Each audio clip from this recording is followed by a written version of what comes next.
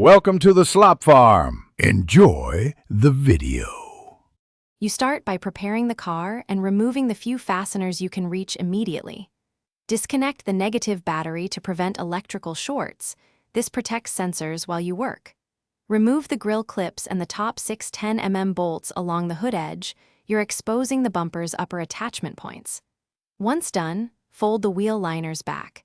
This lets you access the inner fasteners. Make sure to keep fasteners organized by location.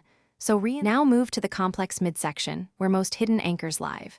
Turn the wheels outward and remove the 12mm bolts near the shock tower and along the lower valance. These secure the bumper to the chassis.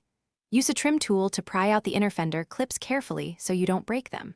Support the bumper with one hand or a stand while you remove the lower bolts and the center splash panel fasteners.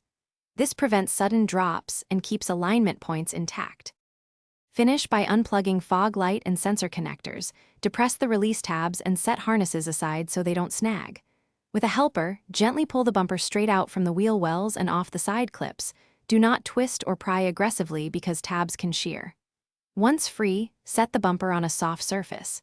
If a tab breaks, replace the clip or bolt before reassembly to maintain fitment. Troubleshooting tip: if bumper won't release, double-check for missed fasteners behind splash shields or under the grille.